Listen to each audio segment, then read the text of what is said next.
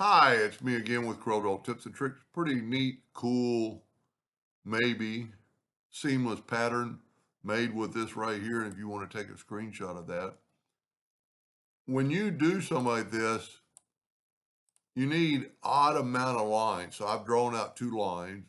I'm going to go to effects and blend, and I'm going to blend them 5 times. That gives me an odd amount.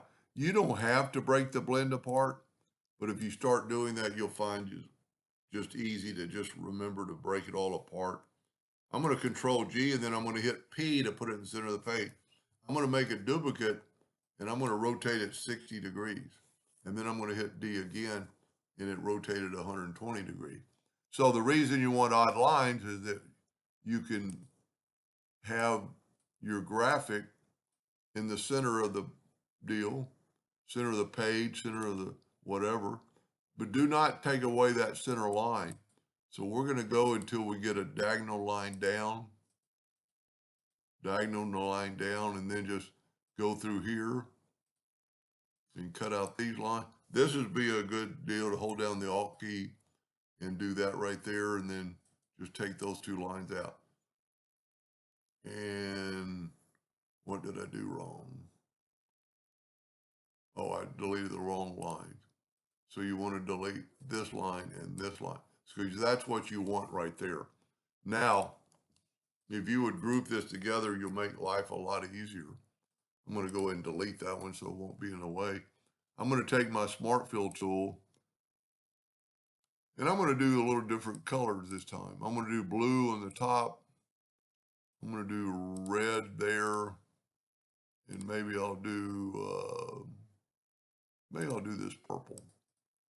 And the reason I'm doing 2 of them, so now we can take this, my nudge factor set on 7 inches, and I can move this out of the way. Now the reason I selected and didn't break that line, so I have 2 lines, and I'm going to take, and matter of fact, you don't even need these. I'm going to take this one, go to the interactive fill tool, swipe across it and put a little black in that area, and then bring this up so it's perpendicular. You know, you might be, I don't know if the attribute eyedropper will do this or change the color. Yeah, see, it changes the color. So you don't want that. So we're going to get back to the interactive fill tool. So select that one, and we're going to put a little darkness basically in that crack. Bring this handle up. That might be a little bit too dark. And you don't have to do this. You could do almost any combination of, see, if you go like that, then your handle's straight up and down anyway. And the reason I said you didn't need that side, because now we can Control D to duplicate, get the 2-sided arrow and move that over. Now we've got a line down the middle. We could correct that, or we could just make it a black line. Now I'm going to group this together and I'm going to make it any size. I'm going to make it smaller. And if you will hit the plus key on the keyboard and move that down to there. And then group that together and hit the duplicate key. And this way, if you do it this way, if you grab that X right there, it'll snap to it. And then once you're there, you can do this. Now, the reason we use this 60-degree increment is because now that top is going to fit in that other part. So Control D, Control G, or Control G to Control D. Make sure you're on that node so it'll snap to it.